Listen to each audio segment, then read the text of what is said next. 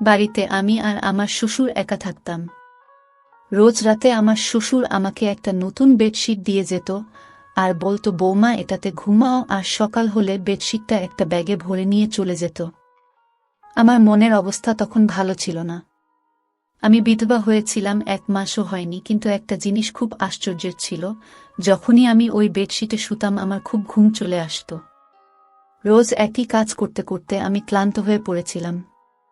একদিন আমার শ্বশুর বেডশিট দিয়ে চলে গেল, কিন্তু আমি বেডশিটটা বিছানায় পাতলাম না, আর ঘুমানোর নাটক করলাম। আর তার 4 মিনিট পর আমার সাথে যা হলো তা জানলে আপনি ভয়ে কেঁপে উঠবেন। তো বন্ধুরা, ভিডিওটি শুরু করার আগে আপনি যদি আমার এই চ্যানেলটির নতুন দর্শক হয়ে থাকেন তাহলে চ্যানেলটি সাবস্ক্রাইব করবেন। আমার নাম রচনা। আমার পরিবারে আমি আর আমার কাকা ছাড়া আর কেউ বেঁচে নেই। কাকা আমার বিয়ে দিয়ে দিল, কিন্তু আমার কাকা কোনো খারাপ মানুষ ছিলেন না, মানে খুব ভালো মানুষ ছিলেন। আমার 17 বছর বয়সে বিয়ে হয়। আমি খুব সুন্দরী ছিলাম, কিন্তু উনি আমার জন্য যে পরিবার পান তারা খুব বড়লোক ছিল না, আবার গরিবও ছিল না, কিন্তু ওনার আর কিছু করার ছিল না, কারণ আমার কাকিমা একদম ভালো মানুষ ছিল না। কোনো ভালো সম্বন্ধ এলে আমার কাকিমা বলতো, আগে নিজের মেয়েদের কথা চিন্তা করো, একে তাড়াতাড়ি বাড়ি থেকে বিদায় করো, না হলে আমার মেয়েদের জন্য ভালো সম্বন্ধ পাবো না। যারাই আসতো তারাই আমাকে পছন্দ করে নিত, কারণ আমি খুব সুন্দরী ছিলাম। আর আমার কাকার মেয়েরা মোটা আর কালো ছিল, কিন্তু তারা আমার সঙ্গে ভালো ব্যবহারই করত। সবকিছু ঠিক ছিল, খালি কখনো কখনো আমার কাকিমা রেগে যেত, কারণ সম্বন্ধ তার মেয়েদের জন্য আসত, কিন্তু তারা আমাকে পছন্দ করে চলে যেত। এমনও হতো যখন সম্বন্ধ আসত কাকিমা আমাকে লুকিয়ে দিত। তারপর কাকা অধৈর্য হয়ে আমাকে যেখানে পাঠানোর তাড়াতাড়ি পাঠিয়ে দিলেন। কোনো খোঁজ খবরও নিলেন না, বেশি কোনো প্রশ্ন করলেন না। যে বাড়িতে আমার বিয়ে হয়েছিল সেখানে কেউ ছিল না। আমার বর দেরাদুনে চাকরি করত, সেখান থেকে বাড়ি আসতে তার একদিন সময় লেগে যেত, তাই রোজ আসা যাওয়া করতে পারত না। প্রতি 4 মাস অন্তর 1 সপ্তাহের ছুটি নিয়ে আসত। আমি ভাবতাম, ঠিক আছে, বিদেশে তো আর থাকে না, না হলে বছরের পর বছর অপেক্ষা করতে হতো, তাও আসতে পারত না। বাড়িতে আমার শ্বশুর ছাড়া কেউই ছিল না, কিন্তু আমার বর বলল, তোমার চিন্তা করার দরকার নেই। আমার বাবা খুব ভালো মানুষ, আর উনি সত্যিই খুব ভালো মানুষ ছিলেন, আর আমার খুব খেয়াল রাখতেন। দিয়ে 2 সপ্তাহ পর আমার বর আমাকে বলল আমাকে যেতে হবে। আমি শুধু 2 সপ্তাহের ছুটি নিয়েছিলাম। আমি ওকে ভারাক্রান্ত মনে বিদায় দিয়ে দিলাম। ওর নাম ছিল অলোক, আর আমার শ্বশুরের নাম ছিল কমল। আমার শ্বশুরও কাজে যেত, আমি সকাল সকাল ওনাকে টিফিন বানিয়ে দিলাম। উনি কাজে চলে গেলেন। উনি আমাকে বললেন, ঘরের দরজা বন্ধ করে রাখো, কেউ এলে খুলবে না। যখন আমি ফিরে আসব তখন আগে জিজ্ঞেস করবে কে এসেছেন, আমি তোমাকে বলবো আমি এসেছি, তারপর তুমি দরজা খুলবে। উনি আমাকে খুব ভালোবাসতেন, মেয়ের মতন আমার বায়না আবদার মেটাতেন। আমার মাথায় হাত রেখে চলে যেতেন, ফেরার সময় আমার জন্য সিঙ্গারা নিয়ে আসতেন। আমি বললাম, এসবের কি দরকার ছিল? উনি বললেন, তোমার নতুন বিয়ে হয়েছে, তোমাকে একটু সেবা তো করতেই হবে। আর যদি আমার স্ত্রী বেঁচে থাকতো তাহলে তোমার মতো আমার একটা মেয়ে থাকতো, তাহলে ওর সাথে তোমার সময় কেটে যেত, কিন্তু উনি তো এই দুনিয়াতেই নেই। তখন আমি বললাম, কোনো ব্যাপার না, আপনি তো আছেন। এইভাবে উনি প্রতিদিন আমার জন্য কিছু না কিছু নিয়ে আসতেন। উনি এমন একটা জিনিস নিয়ে এলেন একদিন যেটা আমি কখনো ভাবিনি, আর তাতে আমি একটু অপ্রস্তুতে পড়ে গেলাম। আমার বর সিকিউরিটির কাজ করত, তাই সারাদিন তার ফোনে কথা বলার পারমিশন ছিল না। শুধু রাতে 5 মিনিটের জন্য আমাকে ফোন করত, কিন্তু সে এত ক্লান্ত থাকত যে কথা বলতে বলতেই ঘুমিয়ে যেত। এটা আবার মোটেই ভালো লাগতো না, কারণ আমি সারাদিন এই 5 মিনিটের জন্য অপেক্ষা করতাম। কিন্তু কি করব, ওর কোনো দোষ ছিল না।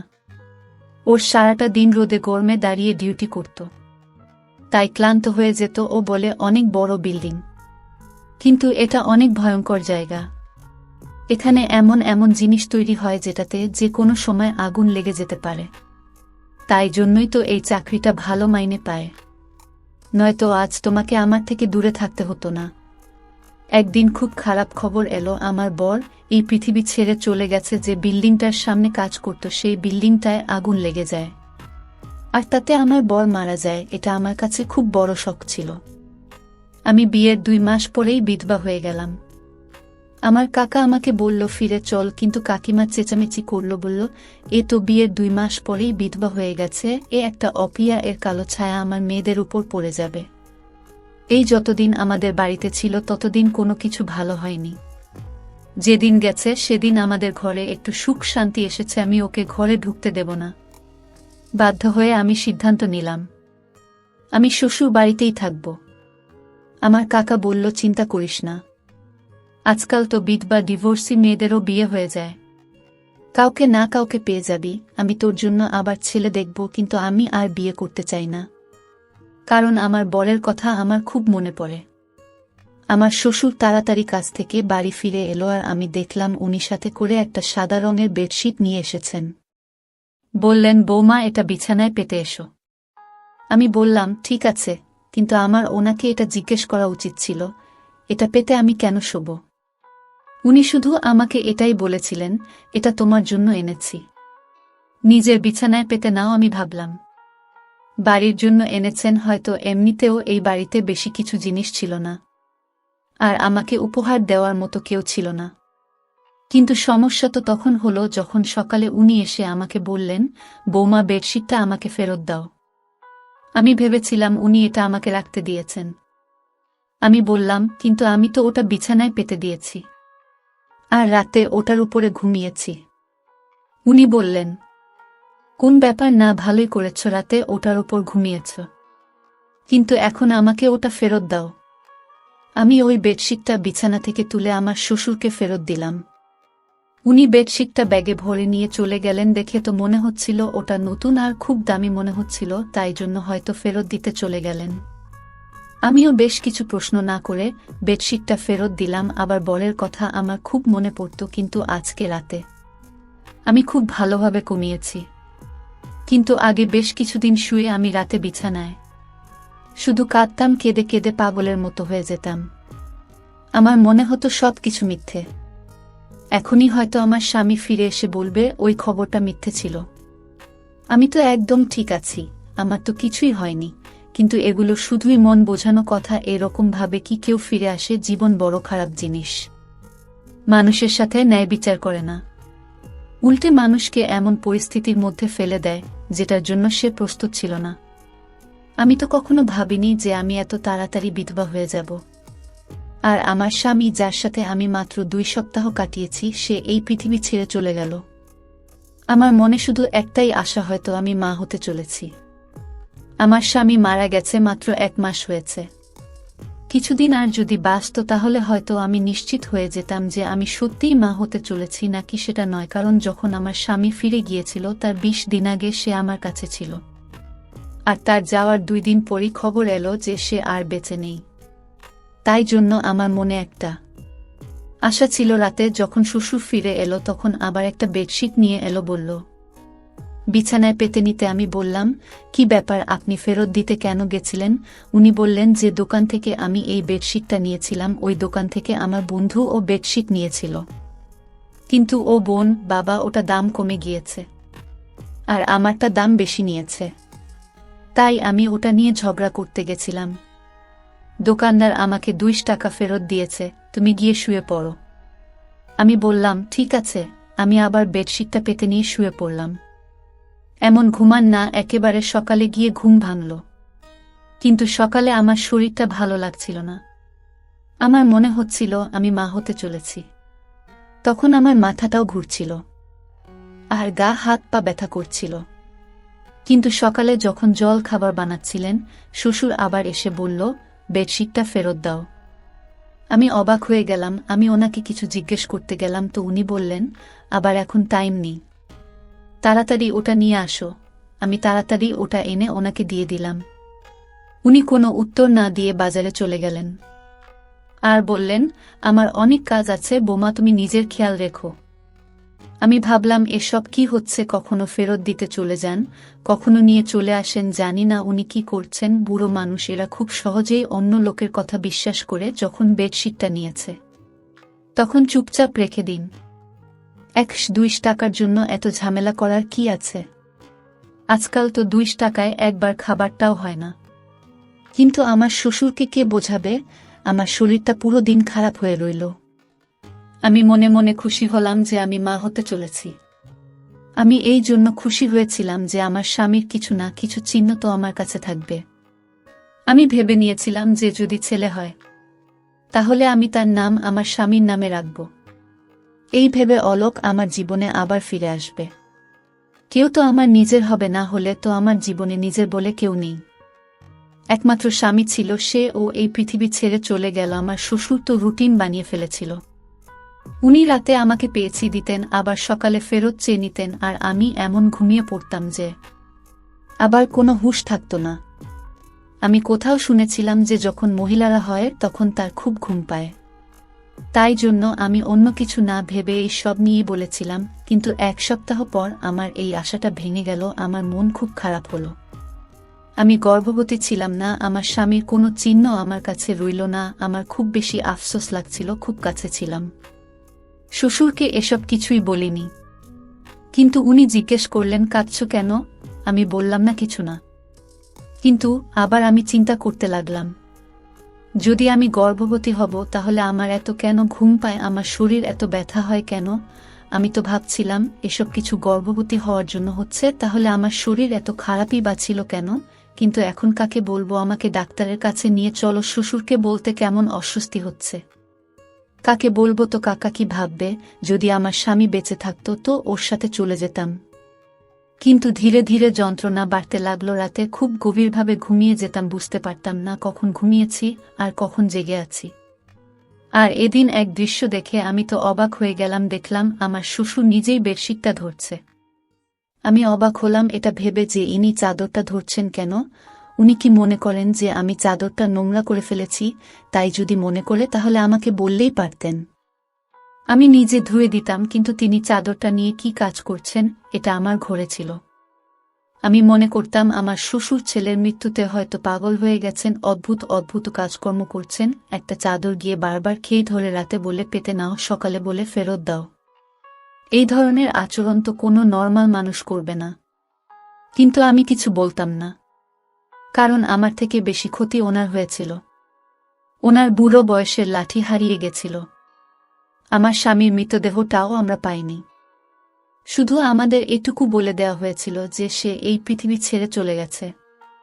কারণ বিল্ডিং এ আগুন লেগেছিল, তাই বেশিরভাগ লোকের মৃতদেহ পাওয়া যায়নি শেষবারের মতো। আমার শ্বশুর ছেলেকে প্রাণ ভরে দেখে ও নিয়ে আর আমিও দেখিনি। তাই জন্য হয়তো আমাদের মনে অনেক দুঃখ জমেছিল।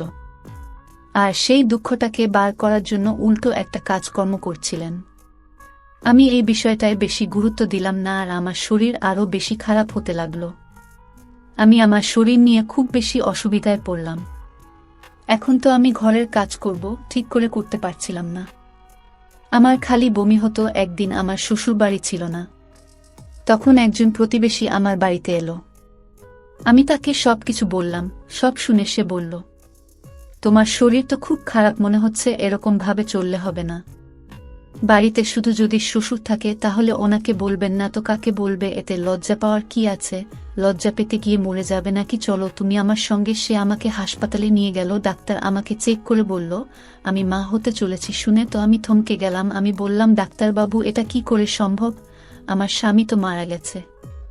উনি আমাকে কোনো তারিখের ব্যাপারে জানতে চাইলেন। আমি ওনাকে সবকিছু বললাম।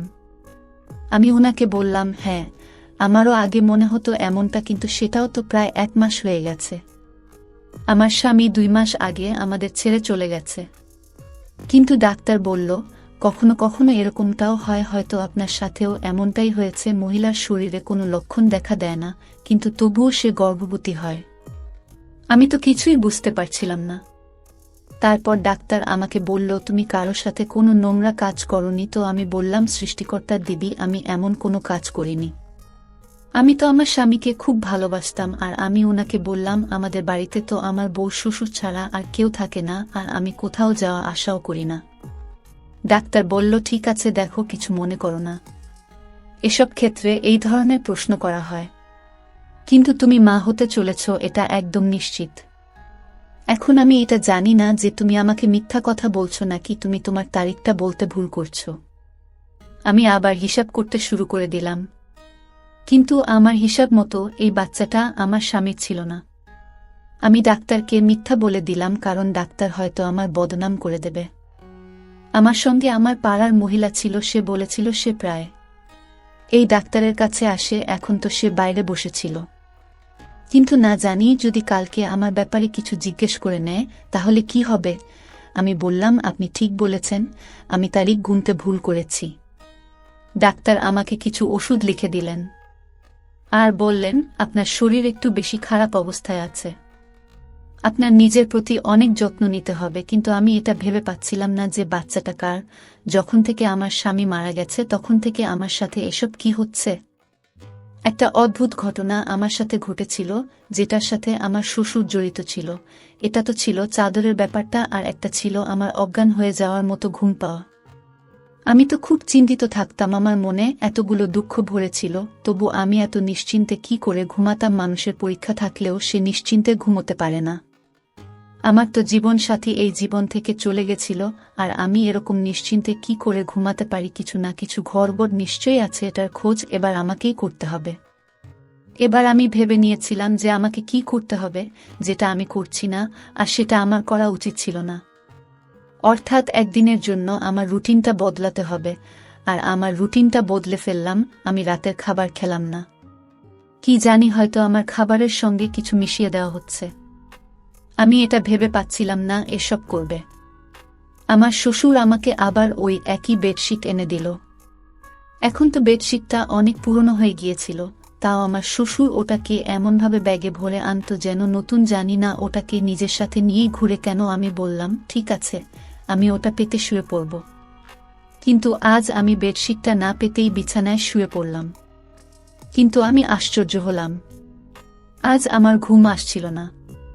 আমি বুঝতে পারছিলাম না তাহলে কি আমার ঘুমের সাথে এই বেডশিটের কোনো সম্পর্ক ছিল। এসব কি হচ্ছিল আমার সাথে? আমার তো মোটে ঘুম আসছিল না। দেখতে দেখতে রাত 1টা বেজে গেল, বাইরে কোনো আওয়াজ নেই। কিছুক্ষণ পর একটা আওয়াজ এলো।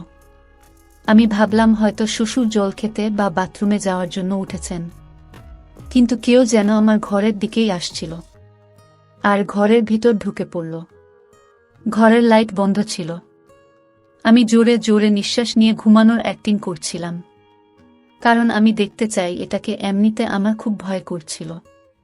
আমার ঘরে তার কি কাজ ছিল? কিন্তু কিছুক্ষণ পর যখন সেই ব্যক্তি আমার পাশে এসে শুয়ে পড়ল আর আমাকে জড়িয়ে ধরল, তখন আমি চিৎকার চেঁচামেচি করতে শুরু করে দিলাম।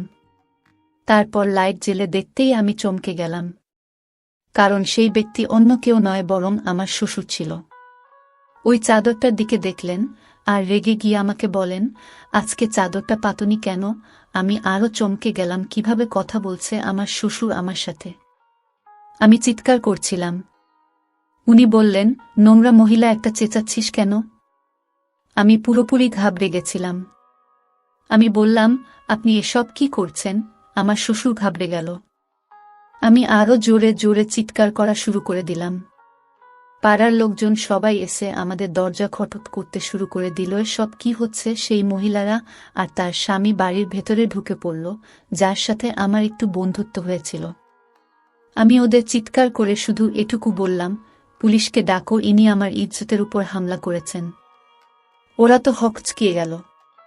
সারা পাড়ার লোক জড়ো হয়ে গিয়েছিল। পাড়ার লোকেরা সবসময় বিরক্ত থাকত। তারা চোর বা এই ধরনের অপরাধী পেলে তাকে মেরে মেরে তার উপর সব রাগ উগরে দিত। আমার শ্বশুরকেও ওরা ঘিরে ফেলেছিল। তারা বলেছিল, এই পাড়ায় সবাই ভদ্রলোক থাকে, আপনি আপনার বৌমার সাথে এসব কি করছেন? তাছাড়া আমি ওই মহিলাকে আগেই বলেছিলাম আমি মা হতে চলেছি, আর আমি জানি না এই বাচ্চাটাকে। আর আমার শ্বশুর এবার মুখ খুললেন। উনি বললেন, উনি চাদরে ঘুমের ওষুধ মিশিয়ে নিয়ে আসতেন। যখন ওষুধটা আমার নিঃশ্বাসে যেত তখন আমি অজ্ঞান হয়ে যেতাম। আর উনি রোজ আমার ইজ্জতের উপর হামলা করতেন। যবে থেকে আমার স্বামী মারা গেছে তবে থেকে উনি আমার সাথে এটা করছেন। আর এই বাচ্চাটা, উনার সবাই নিজের কানে হাত দিয়ে ছিছি করতে লাগলো। কেউ কেউ বলল, এই ব্যক্তিকে পাড়া থেকে বের করে দাও। কিন্তু আমি আওয়াজ উঠালাম। আমার কাকাকে ও ডাকলাম।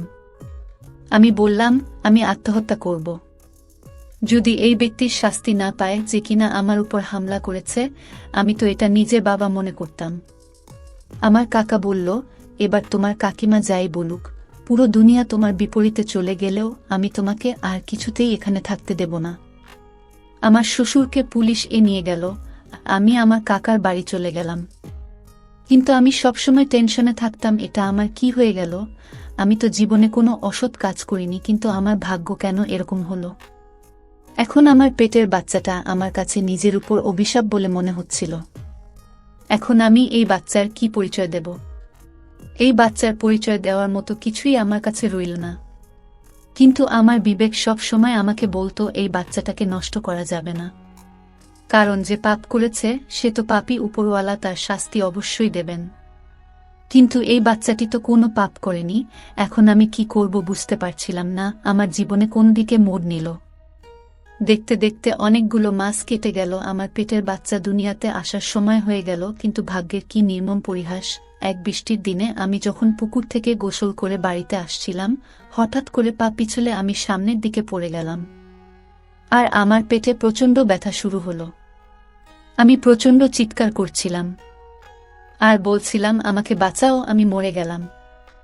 আমার পেটের সন্তানকে বাঁচাও, আমাকে দ্রুত গতিতে হাসপাতালে নেওয়ার ব্যবস্থা করল। কিন্তু ডাক্তার এত চেষ্টা করেও আমার পেটের বাচ্চাকে বাঁচাতে পারল না। এর থেকে একটি মেয়ে বাচ্চা হয়েছিল আর জীবনটা নরক হয়ে গেছিল। আবার সবকিছু শেষ হয়ে গেছিল। তারপর একদিন এমন একটা ঘটনা ঘটল যাতে আমি পুরো হতবাক হয়ে গেলাম। হয়তো সৃষ্টিকর্তা আমাকে সুবিচার দিল। আমার স্বামী ফিরে এলো। সে আমাকে দেখে অবাক হলো, বলল, তোমার এসব কি হয়েছে? তোমাকে তো চেনাই যাচ্ছে না। তখন আমার অবস্থা খুবই খারাপ ছিল, কারণ আমার চেহারাটা কালির মতো হয়ে গিয়েছিল। আমার স্বামী আমাকে জড়িয়ে ধরে অনেক কাঁদল। আমিও তাকে জড়িয়ে ধরে কাঁদলাম। আমার স্বামী হাসপাতালে ছিল, কোমায় চলে গিয়েছিল। আর কেউ তার পরিচয় জানত না, তাই কেউ তার বাড়িতে খবর দিতে পারেনি। আমার স্বামী মরেনি, অজ্ঞান হয়ে গেছিল। 1 বছর পর তার জ্ঞান ফিরতেই সে দৌড়ে আমার কাছে এসেছে। আমি ওকে সবকিছু বলে দিলাম। ও শুনে পুরো হতবাক হয়ে গেল। ও বলল, এখন আমি কি করব? এসব কি হয়ে গেছে? আমি বললাম, কিছু করতে হবে না, শুধু আমাকে ছেড়ে যেও না। ও বলল, ও আজ থেকে আমার বাবার সাথে আমার কোনো সম্পর্ক নেই। আমি তোমার সঙ্গে আছি, তুমি চিন্তা করো না, আমরা একসাথে থাকব। এই ঘটনার অনেকগুলো বছর পার হয়ে গেছে। এখন আমার মনে হয় হয়তো এটা কোনো খারাপ স্বপ্ন ছিল যেটা আমি কাটিয়েছি। হয়তো এটা কোনো একটা ভালো স্বপ্ন যেটা আমি কাটাচ্ছি, যে আমার স্বামী ফিরে এসেছে। এখন আমাদের একটি ছেলে 5ম শ্রেণীতে পড়ে। এখন আমি আমার এই স্বপ্নটা থেকে যেতে চাই না। আমি আমার স্বামী আর সন্তানকে নিয়ে অনেক সুখে শান্তিতে আছি। কিন্তু আমি সবাইকে বলতে চাই, এই গল্পে শ্বশুর নামের চরিত্রটি যে রকম খারাপভাবে ফুটে উঠেছে, আসলে দুনিয়াতে এরকম অনেকেই আছে যারা আপনপর সম্পর্ক বোঝে না, কিন্তু সবাই সমান না। অনেকেই আছে যারা ছেলের বউকে নিজের মেয়ে মনে করে। আমাদের এই গল্পটি যদি ভালো লেগে থাকে তাহলে লাইক, কমেন্ট, শেয়ার ও সাবস্ক্রাইব করে আমাদের পাশেই থাকবেন। ধন্যবাদ সবাইকে গল্পটা শোনার জন্য।